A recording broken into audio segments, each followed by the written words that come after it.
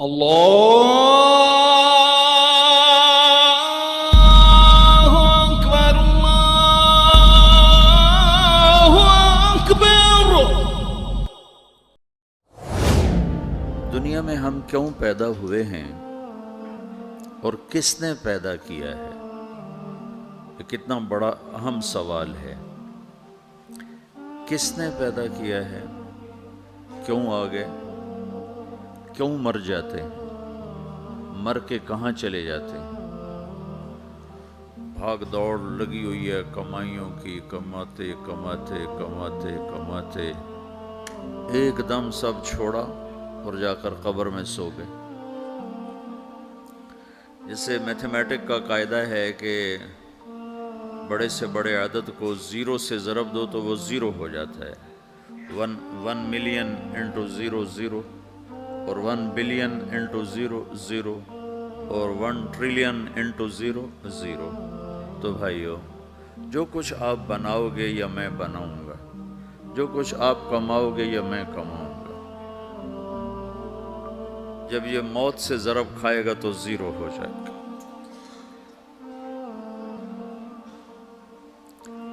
عزت، شہرت، دولت، بلندی انٹو موت زیرو، گمنامی، فقر، ذلت، پستی موت سے ضرب زیرو، حکومت، وزارت، صدارت موت سے ضرب لگی زیرو، جھونپڑا، بیماری، غربت ضرب موت زیرو۔ میں مکہ میں تھا جب ملک فہد مرحوم فوت ہوئے۔ ملک فہد کی بڑی خدمت ہے مسجد نبوی اور حرم کے لیے۔ تو عصر کے بعد جنازہ تھا غائبانہ، تو وہاں اعلان ہوتا ہے الصلاۃ علی المیت۔ جب وہ جنازہ ہوتا ہے تو کہتے ہیں بھائی میت کی نماز کے لیے سب تیار ہو جاؤ۔ تو میرے ذہن میں تھا کہ آج ان کا بادشاہ مرا ہے، اس کو کیا کہیں گے؟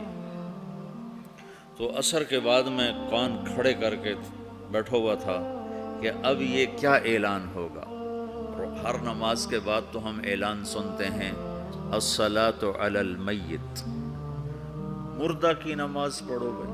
میں آج ملک فہد کا جنازہ ہونے لگا ہے تو کچھ تو لمبے چوڑے ساتھ ملائیں گے آگے پیچھے۔ تو بڑی حسرت ہوئی جب کانوں میں یہ آواز سنی الصلاۃ علی المیت، میت کی نماز۔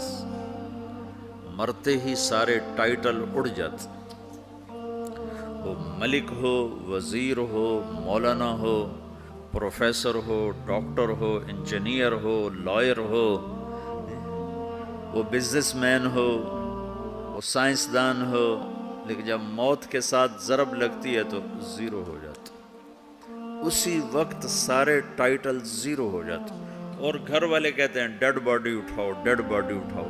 کوئی نہیں کہتا ابا کو اٹھاؤ، کوئی نہیں کہتا اماں کو اٹھاؤ، کوئی نہیں کہتا بھائی کو اٹھاؤ۔ میت اٹھاؤ بھائی، میت اٹھاؤ بھائی، ڈیڈ باڈی اٹھاؤ بھائی۔ ساری زندگی کی محنت اگر یوں ہی ختم ہونی ہے تو اس زندگی کا فائدہ کیا ہے؟ اس کمانے کا فائدہ کیا ہے؟ اس بنانے کا فائدہ کیا ہے؟ بنا بنا تھک گئے، کما کما تھک گئے، اور پھر مر کے جا کے اتنی سی جگہ میں جا کے سو گئے۔